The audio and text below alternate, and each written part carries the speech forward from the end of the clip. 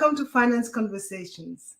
This is the 56th episode of the Merging Life and Money Show, and I am super excited to be here today with you.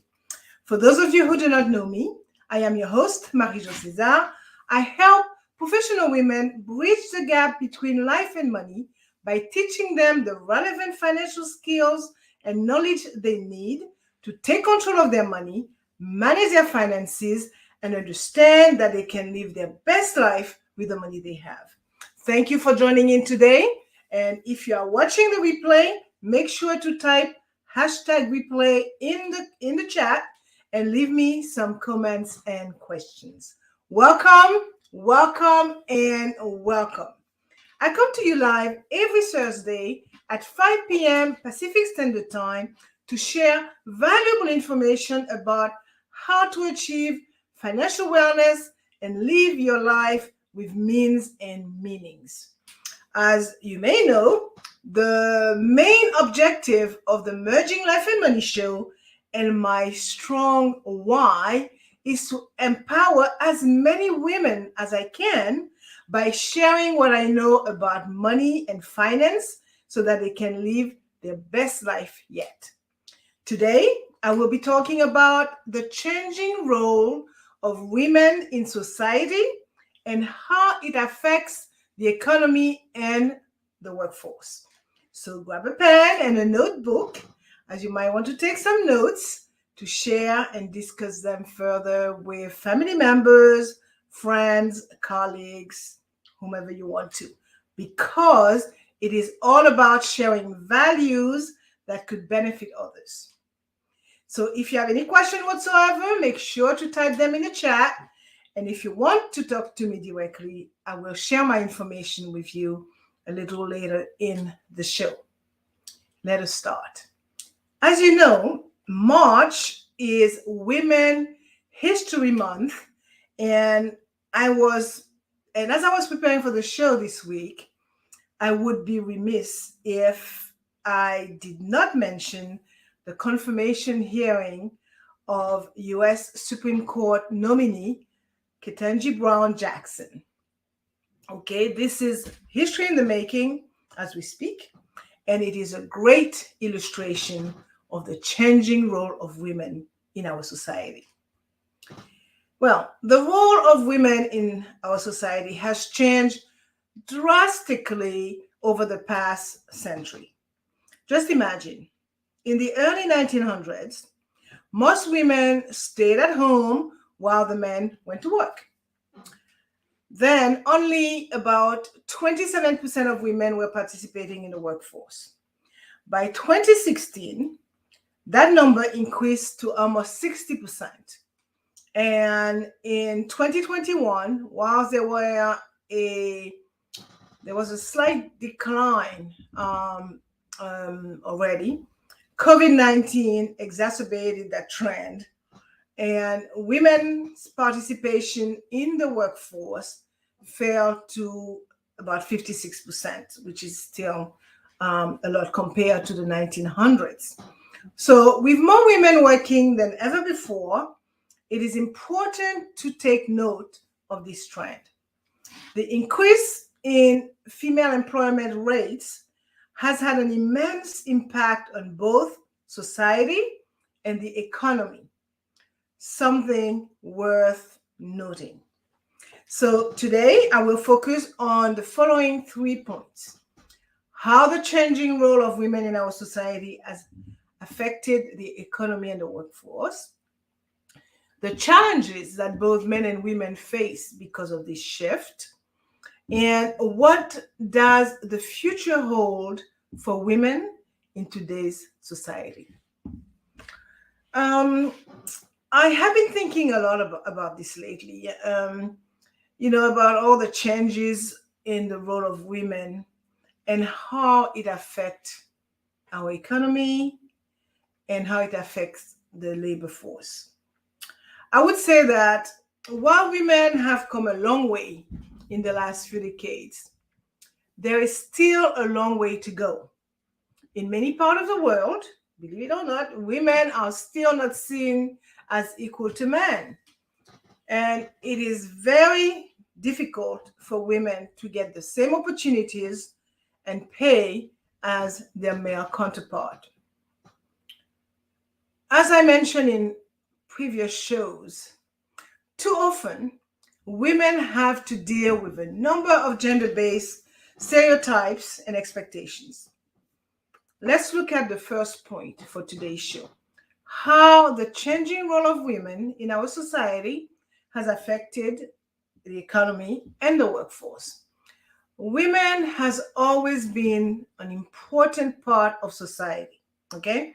And their role has changed drastically over time. Furthermore, this progressive shift continues to have an unquestionable positive impact on the economy and the workforce. So, in the past, women were largely responsible for unpaid work such as childcare and housework. And now, with more women working, we've seen an increase in productivity and a decrease in unemployment. Additionally, women are now contributing more to the economy than ever before. In 2019, women's earning made up almost 57.4% of the total US income. This is a significant increase from just a few decades ago, when women earnings only made up about 37% of the total US income. Also, women are increasingly getting more education and training. Okay, so this means that they are better prepared to enter the workforce and compete for jobs. In fact, in the early 1900s, very few women went to college, and even fewer pursued careers after graduation. And today, women make up over half of all college graduates in the United States. Okay, they are also increasingly pursuing careers in fields that were once dominated by men, such as law and medicine. Additionally, women are now working in a wide variety of industries, including many that were traditionally male dominated, I would say, and they are making significant contributions to businesses and industries across the country. They are also starting their own businesses at a higher rate than ever before. Also, study has shown that when women are working, they tend to spend more money than men do. This is because women are more likely to buy things for their families. As you know, they still remain the financial controller for the household. So they have to buy foods, clothes, everything that the home needs. Additionally, women are more likely to invest their money in stocks and other assets that can generate long-term growth. They are into the long-term business. I would say that all of this is good news for the economy, as women increasingly are contributing to the gross domestic product, the GDP of the country. Another point that I want to make is that women are now the primary breadwinners in many families. They are just as likely as men to be working outside the home and taking on leadership roles in corporations and governments. And with more women now working, there is more money being earned by household, okay? And this is consistently boosting the economy and helping to reduce poverty levels. And as women continue to enter the workforce and attain higher level of education, they will likely have an even greater impact on the economy in the future.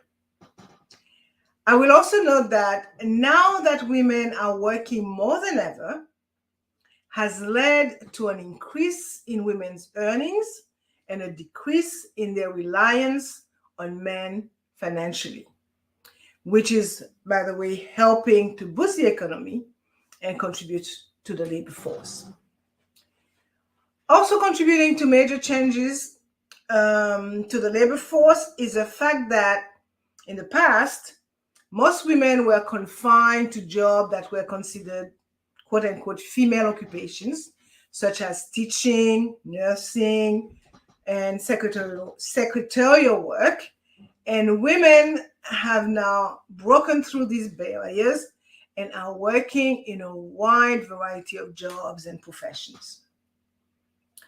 I will conclude this first point by citing a recent S&P Global report, which states that an increase of the individual labor force participation rate of women alone will lead to an increase in the US by approximately 5.87 trillion over the next decade.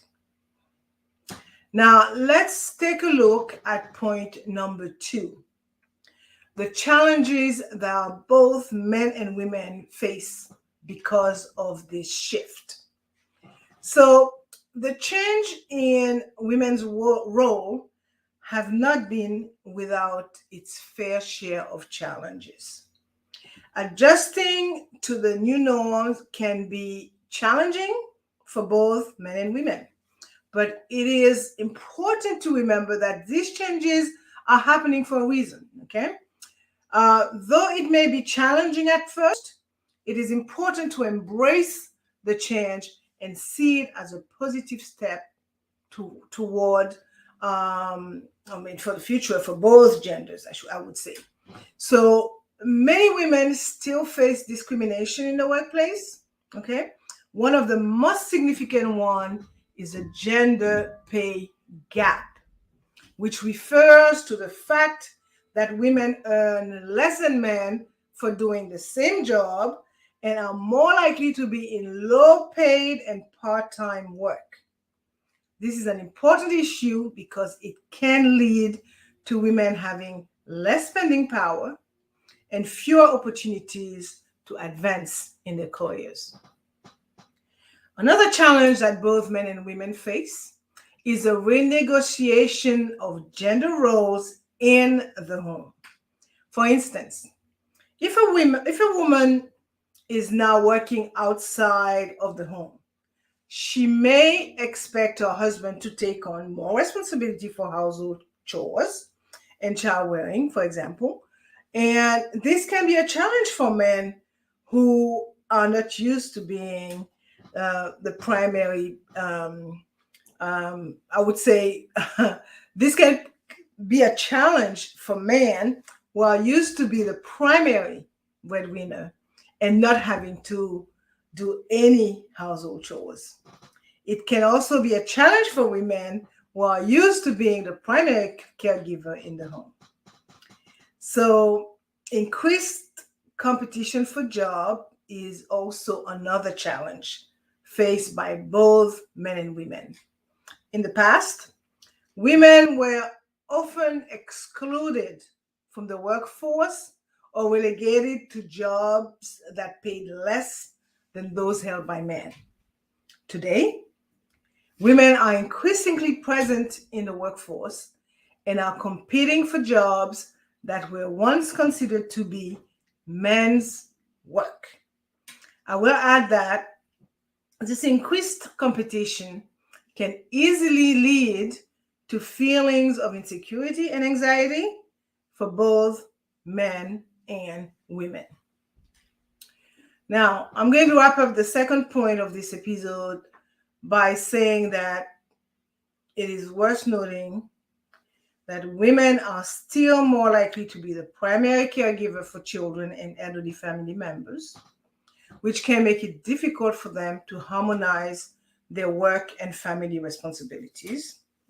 And, women are still disproportionately affected by poverty and violence. So while it is clear that much progress has been made, there is still a lot of work to be done in order to achieve true equality. Which takes me to the third and last point for today's episode. So, what does the future hold for women in today's society? There is no doubt that women have made great strides in recent years. They have shattered glass ceilings, jackhammered concrete ceilings, and have proven that they are just as capable as men in a variety of fields. However, there is still more work to be done in terms of equality. Here are some things that, in my opinion, the future holds for women in today's society. More women will enter male-dominated fields, okay? There are still many fields that are dominated by men, such as science and technology. However, more and more women are beginning to enter these fields and are demonstrating that they are just as capable as their male counterparts. Another point is that more women will become leaders. There are still relatively few women in leadership positions, but this is slowly changing. In the future, there will be more women in top roles in both the private and the public sectors. Another point is that women will be paid equally for equal works. I may not see it in my lifetime, but it will happen. This is one of the most important issues facing women today. In the future, there will be greater parity in terms of pay between men and women for equivalent work. I'm very optimistic on that. Women's voice will be heard more in the media. The media is still male-dominated, as we know. The media is a powerful tool for shaping public opinion. In the future, women's voices will be heard more often in the media, and their perspective will be given greater weight. In fact, this trend is already taking hold, and some recent examples include the Women's March on Washington and the Me Too movement, as we know it. So, as more women become involved in media production, their unique insight and viewpoints will become increasingly important. This is a good thing because it will help to promote equality and inclusion as well as gender parity. I believe as well that there will be more gender balanced governments. Okay, currently, most governments are dominated by men. However, in the future, there will be more gender balanced governments with an equal number of men and women in positions of power. Who knows? I am confident that in not a too distant future, the UN, the United Nations, will appoint a female Secretary General. As you know, the United Nations is one of the most important institutions in the world. In the future, it is likely that it will appoint its first female Secretary General. I would say also that women's voices will be heard more loudly than ever before. There has been a growing movement toward feminism for many years now, and particularly more so in recent years. And this is only going to continue. Women's voices will be heard more and more, demanding equality in all areas of life. So the future of women in society is as important. I would say the future of women in society is an important issue, okay? In my humble opinion, I believe that the future holds great things for women and that they are poised to make even more progress in the years to come. So as more women enter the workforce, they are sure to make even more progress in closing the gender gap and achieving equality in the workplace. For all I know, how women are treated in society affects not only them, but also the economy and the workplace. It is therefore essential that we continue to fight for equality. Only then can we hope to create a truly just and prosperous society for all. So tell me, what are your thoughts on the changing role of women in society? Do you think it is having a positive or a negative impact on the economy and the workforce? Let me know. Now, I am going to wind down some and summarize what I talked about today. I talked about the changing role of women in our society, and I focused on 3 points.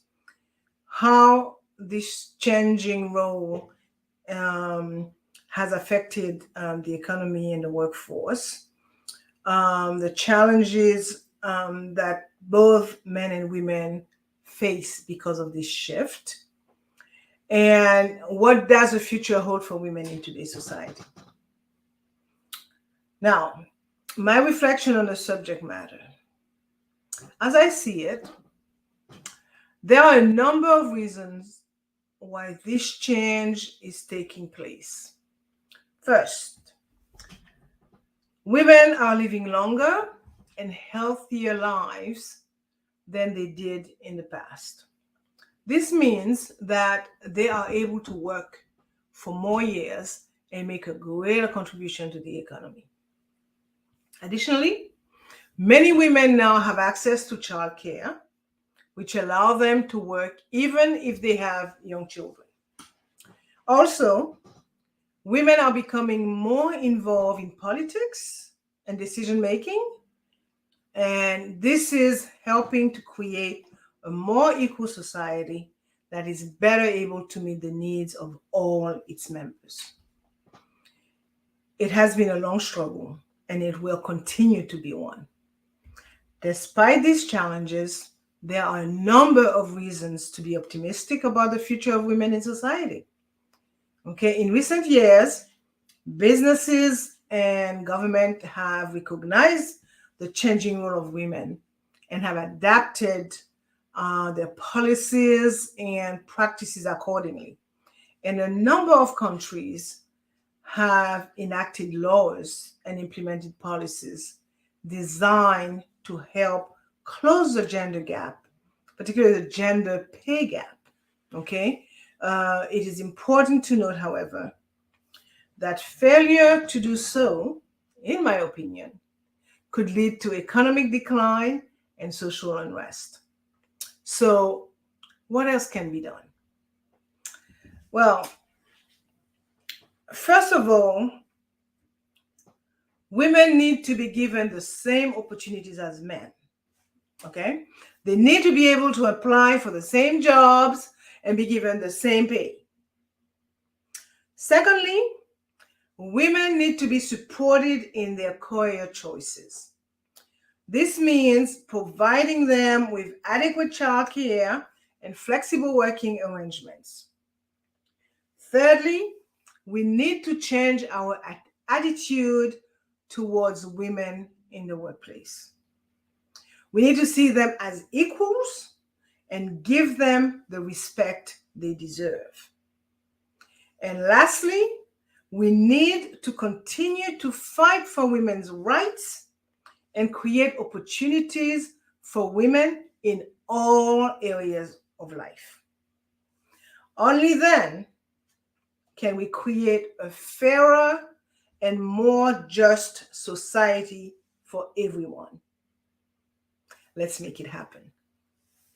As you know, I like to end the show with a quote, and today I am going to quote the late Madeleine Albright. Mrs. Albright passed on yesterday, 23rd of March. And it reads, "Our collective experience has shown that When women have the power to make their own choices, good things happen. Madeleine Albright was actually the first female Secretary of State in the United States history. She also served as a U.S. ambassador to the United Nations from 1993 to 1997. This brings us to the end of today's Merging Life and Money episode. And let me share my contact information with you. In fact, I am going to show it at the bottom of the screen for the remainder of the show. So I hope that you've enjoyed today's show, and I will encourage you to watch the replay. So for more information about how to achieve financial wellness from the inside out and live a purposeful life with the money you have, join me next week, Thursday at 5 p.m. Pacific Time, 6 p.m. Mountain Time, 8 p.m. Eastern Time, 9 p.m. Atlantic Time for my Bermudian pips, and 10 a.m. Friday morning, Brisbane, Australia time for my Australian friends. Thank you for being here today on the Merging Life and Money Show. I am your host, Marie-Jo César. I will be back again next week.